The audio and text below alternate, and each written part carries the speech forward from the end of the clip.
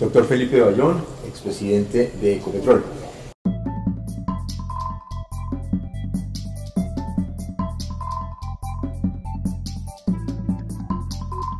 Un concepto fundamental es el de soberanía energética. Y eso tiene que ver con, en la medida de lo posible, los colombianos utilicemos energéticos colombianos. Eso no va a ser siempre absolutamente así o al 100%, pero que uno diga la generación de energía hidráulica, la generación, si es térmica, el niño nos acaba de enseñar que es fundamental tener el respaldo térmico, las renovables, en fin, todo incluyendo los combustibles, pueden ser combustibles como gasolina y diésel y puede ser el gas. Y me preocupa que las reservas caigan y sobre todo no veo una claridad sobre qué tan rápido podemos incorporar cosas que se llaman recursos contingentes, por ejemplo, que requieren un trabajo donde ya hay unos descubrimientos para volverlos reservas. Lo peor que podría sucederle al país es que dependamos de todos esos productos de afuera. El petróleo se va a seguir utilizando, la gasolina se va a seguir utilizando, el diésel se va a seguir utilizando. Tenemos que avanzar en transición sin perder la confiabilidad de la soberanía energética.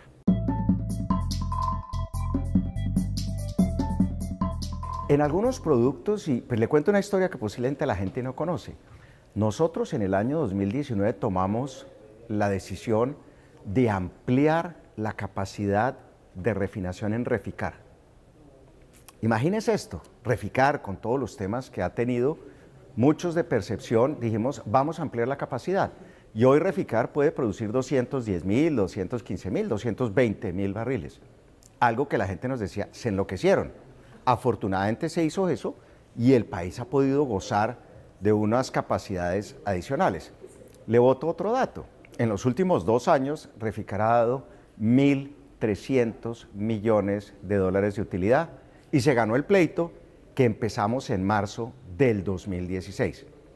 Hay que cuidar esa soberanía. Importaremos algo de gasolina. Mucha gasolina se va para Venezuela y es curioso, antes la gasolina venía de Venezuela y pues estaríamos subsidiando a los hermanos venezolanos, pero tenemos que cuidar que no se pierda la capacidad de producir nuestros propios combustibles.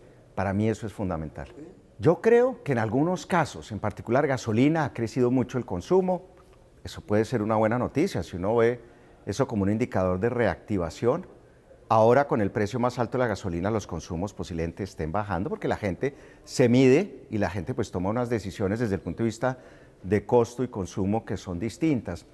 Pero sí me preocupa que en el largo plazo haya una posibilidad de que se pierdan sobre todo las capacidades de hacer nuestra propia refinación.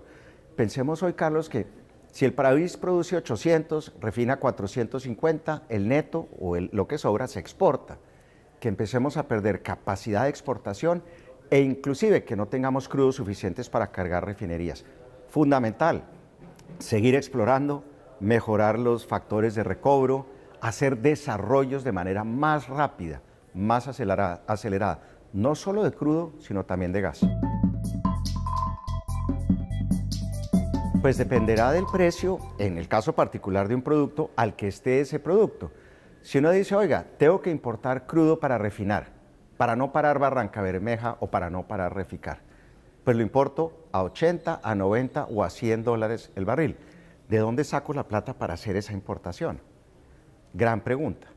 Entonces, sería muy bueno, tenemos unas refinerías de nivel mundial. Barranca en el año 2020 o 2021 fue la mejor refinería de América Latina y Reficar es de clase mundial, que nosotros sigamos protegiendo esa capacidad y que sigamos protegiendo la producción. Se habla ahora de 1 millón de barriles de producción. A 80 dólares, ¿cuánto nos cuesta esto?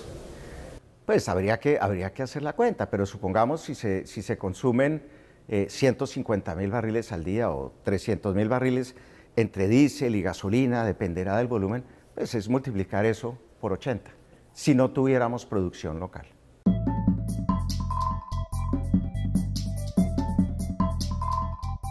Pues yo creo que la exploración es fundamental, Carlos. Y se puede hacer exploración en contratos existentes, pero entiendo, por ejemplo, que del territorio nacional apenas el 19% está cubierto por contratos de exploración. Y no en todos los contratos hay potencial.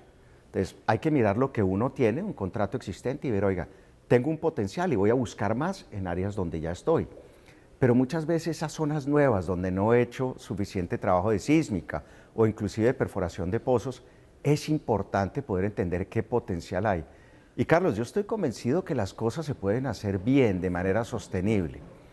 Y le voy a dar un principio que para mí ha sido fundamental en la vida. El enemigo no es la fuente de la energía.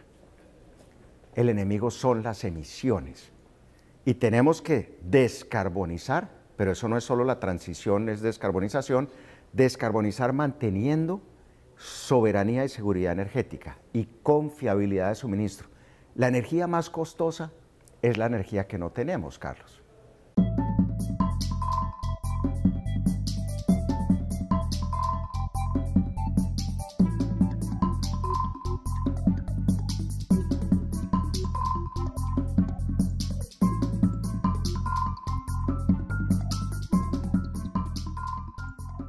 En los últimos 10 años se ha hecho un trabajo muy bueno en términos de identificar potenciales y áreas donde uno quisiera ir a perforar.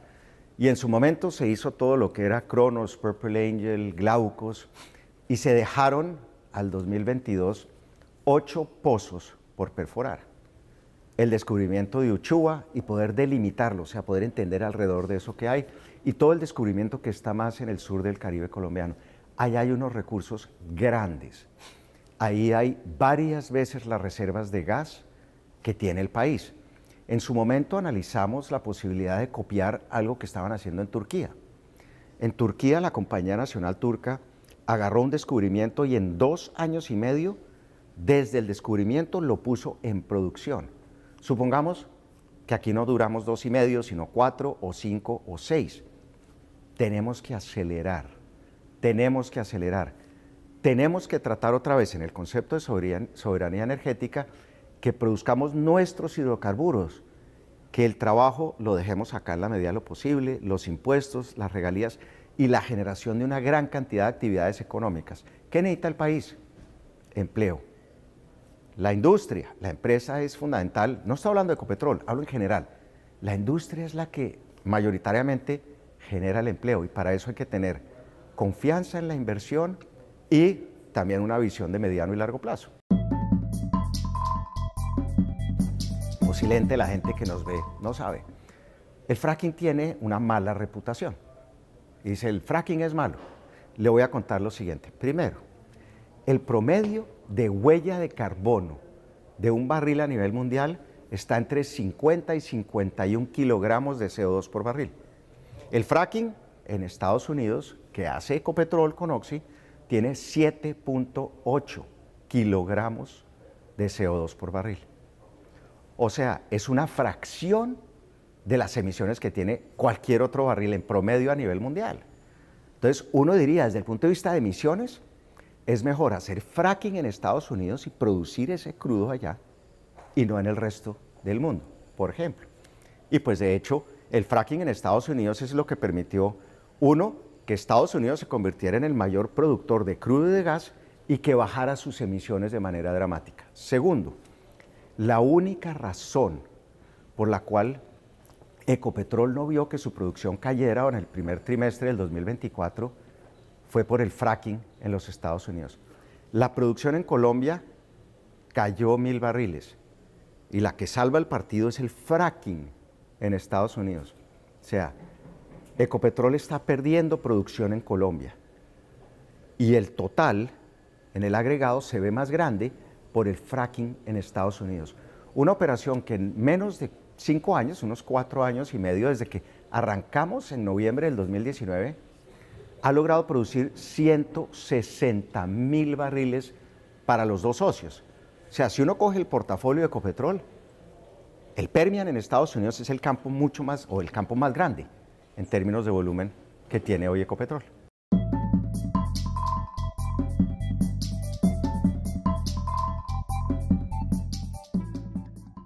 Colombia tiene un potencial de gas importante. Hay recursos descubiertos por delimitar, hay recursos contingentes, hay que acelerar el desarrollo de los mismos. El área de Uchua, enfrente de La Guajira, un contrato que hay con Petrobras, tiene altísimo potencial. Hablando en su momento con el presidente de Petrobras me decía, Felipe, nosotros íbamos a perforar ese pozo y nos íbamos de Colombia. Y con lo que descubrimos tenemos el mejor problema del mundo, porque es tanto el potencial que podríamos descubrir, hay que hacerlo rápido. Inclusive, yo soy de la visión, Carlos, que Colombia podría hacer esos desarrollos y exportarle gas al Caribe, a los vecinos. Pero eso es algo que requiere decisión y requiere definitivamente que uno diga, queremos mantener soberanía energética en el país. Yo creo que sí. Uchua 1, por ejemplo, podría conectar parte de esos desarrollos a las plataformas de Chuchupa, en el campo que lleva 40 años dándole gas al país, y traer por esas líneas a la costa. Todo eso se estudió para hacer, hay que hacer algunas adecuaciones, hay que hacer algunas inversiones, pero eso se puede hacer, y eso se puede hacer rápido. Es un tema, creo yo, de voluntad y definitivamente poner como prioridad la soberanía energética y el desarrollo en Colombia. Yo lo he dicho muchas veces, yo digo, siempre y cuando no se haga en detrimento del desarrollo colombiano, es una opción. En su momento, Colombia le envió gas a Venezuela, fue un buen negocio para Ecopetrol, para el socio que era Texaco, para el país. Y puede que sea una fuente que uno tenga. La visión de mediano y largo plazo es, se puede traer gas de Venezuela, juntarlo con el gas colombiano, que puede ser un montón de gas, y ese gas, decirle a los venezolanos, oiga, súbase aquí y nosotros les ayudamos a exportarlo al resto del mundo. Pero es una visión distinta. ¿Qué me preocupa? Que si traemos el gas y eso hace que no desarrollemos el gas colombiano, eso lo vamos a pagar en el mediano y largo plazo. Pues todo en la vida se puede hacer si uno tiene intención, si uno tiene los recursos, si uno tiene de alguna manera la capacidad para hacerlo. Las sanciones que hay con OFAC y con Estados Unidos en general, pues hay que mirarlas y eso lo tendrá que ver la gente que está mirando el tema de importación y ellos responderán. Acuérdense que Ecopetrol está listada en Nueva York, ¿no? Y los sujetos de Ecopetrol, no solo a nivel jurídico, a nivel personal, serían sujetos de la ley americana, en ese sentido. Eso lo tienen que entender. Muy bien, el tubo, supongamos que se demoran año y medio, 2 años, 3 años en adecuarlo. Todo eso se puede hacer desde el punto de vista de integridad, desde el punto de vista de inversión. Otra vez, lo importante es, ¿por qué voy a privilegiar unas reservas que están en Venezuela por encima de un potencial y de reservas que tengo en Colombia?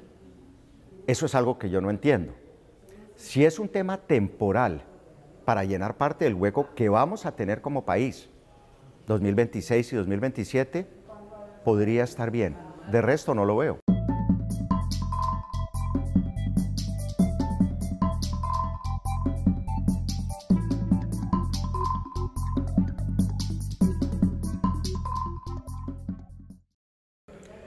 Pues uno podría producir más, pero hay que tener varias consideraciones. Uno, técnicamente lo puedo hacer.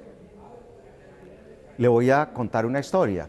Hay algunos campos, como el campo de Rubiales, donde por cada barril de petróleo que uno produce, se producen 49 barriles de agua. Vienen juntos, el agua y el petróleo. Entonces yo no tengo que manejar solo el volumen del crudo, sino el volumen total. Inversión, temas ambientales, en fin, eso requiere un esfuerzo inmenso. Entonces yo digo, oiga, cuando vi el anuncio pensaba, ¿y cómo van a subir la producción a 1 millón de barriles? Sin exploración adicional, sin nuevos descubrimientos. Dicen, no, es que le vamos a dar al factor de recobro. Le explico un concepto. Hay una cosa que se llama la declinación natural. Si usted arranca con 100 barriles un año, 1 de enero, naturalmente la producción cae entre 15 y 25%. O sea, al final del año, si usted no hace nada, usted está en 85 o en 75. Entonces, estamos en 800.000 barriles. Esa producción cae 20%, son 160.000 barriles al año. Entonces voy a estar en 640.000. Y de 640.000 quiero subirla a 1.000.000. Y uno dice, ¿cómo lo voy a hacer? Eso toma tiempo, eso va a requerir inversión en exploración, en producción, en sistemas de levantamiento, en sistemas de producción, en mil cosas, en mil cosas. Y hay otro tema que usted me preguntaba sobre el fracking. O sea, el fracking se llama hidrocarburos, o se refieren a ellos como hidrocarburos de ciclo corto. Y la prueba es el Permian en Estados Unidos. De cero, con una cosita que se llamó la pandemia en la mitad, donde tuvimos que parar actividad, de 0 a 160.000 barriles en 4 años. Ahí uno diría, oiga, ¿puedo traerlo del fracking a Colombia y hacerlo con los estándares ambientales y de emisiones que le contaba, con la recirculación y reutilización de agua que se hace en el Permian, con altísima tecnología? Yo creo que sí.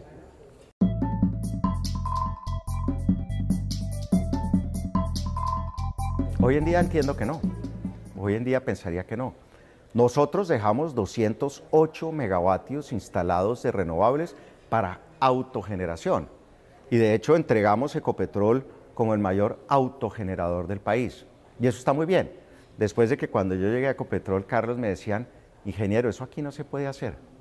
Los parques solares no dan, ¿no? Los números no cierran. Entonces, se puede hacer, pero hacerlo para venderle a terceros, hay cambios y hay gente que dice, oiga, eso requiere cambios a nivel legislativo y eso puede tener, digamos, algunos inconvenientes o tropiezos desde el punto de vista de permitirle a Ecopetrol que haga generación. Pero bueno, esa decisión la tienen que tomar los que están hoy en Ecopetrol.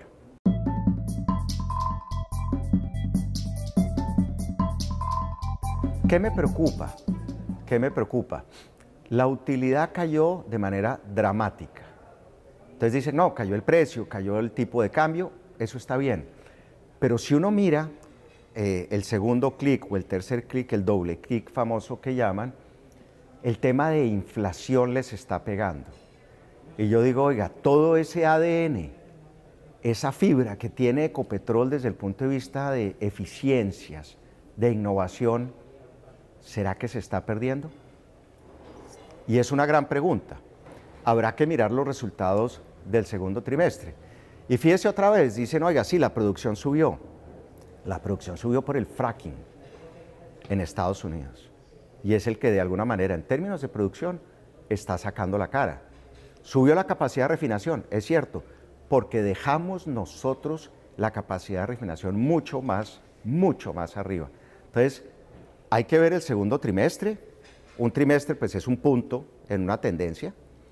Habrá que ver el segundo trimestre. Y mire, yo se lo digo como colombiano, y no únicamente por haber estado en Ecopetrol 7 años. A mí me encanta que a Ecopetrol le vaya bien. Y yo de corazón deseo que a Ecopetrol le vaya bien. Porque Ecopetrol de alguna manera toca muchísimas personas todos los días, ayuda a transformar vidas, no solo desde el punto de vista dividendos, regalías, impuestos, sino desde el punto de vista de la presencia. La iguana es algo que todo el mundo quiere y la gente lo siente como propio. Y por eso hay que cuidar a Ecopetrol para los próximos 10, 20, 30 o 40 años.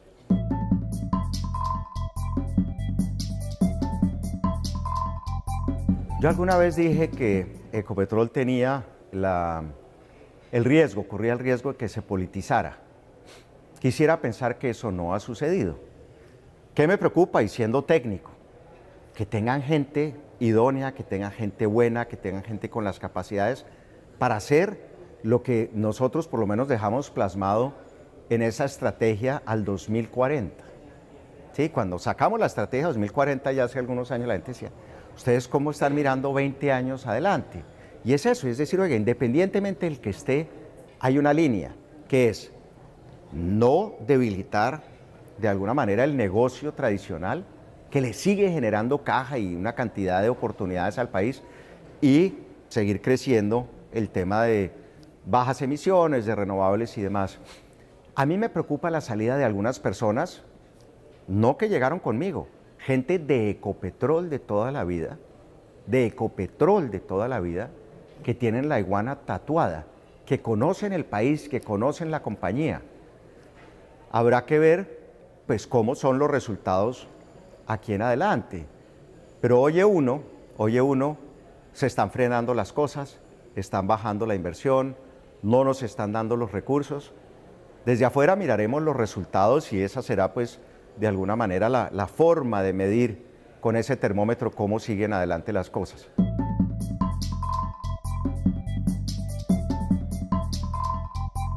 Pues mire, las autoridades competentes tienen que mirar esos temas. ¿Qué preocupación tengo yo?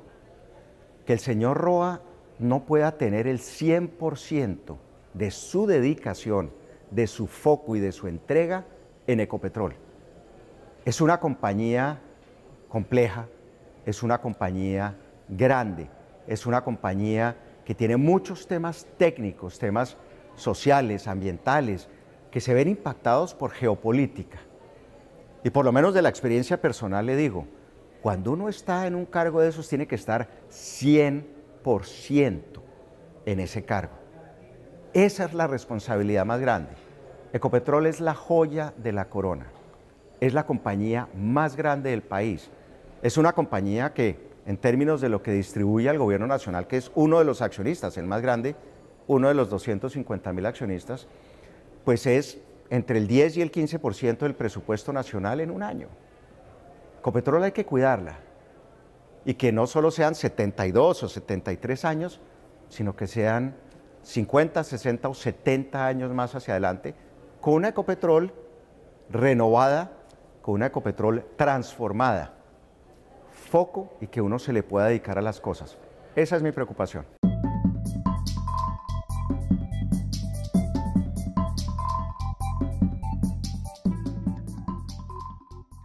Pues mire, uno estando listado en la Bolsa de Nueva York está sujeto a las reglas de la SEC, de la Securities and Exchange Commission, ¿no? Que regula, digamos, todo lo que pasa en la Bolsa de Nueva York. El Departamento de Justicia también, de alguna manera, está ahí cerca, y uno tiene que responder por el hecho de estar listado en Estados Unidos. Pero esas son determinaciones que tendrán que tomar ellos, y me imagino y supongo que se han analizado al interior, no solo de la administración de Ecopetrol, sino de su junta directiva.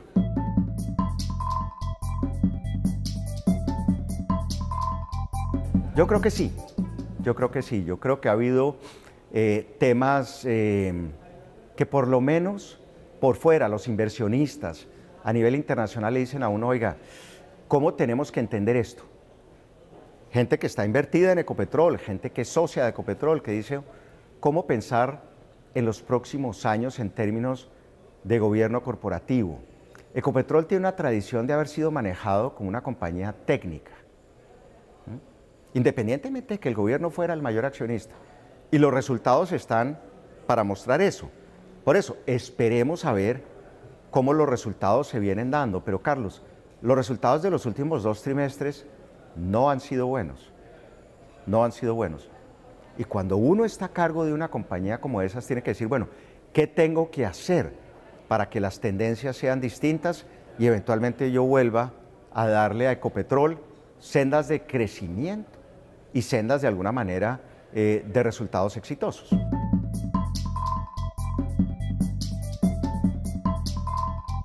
Eso es una pregunta para la administración de Ecopetrol y para la junta directiva de Ecopetrol.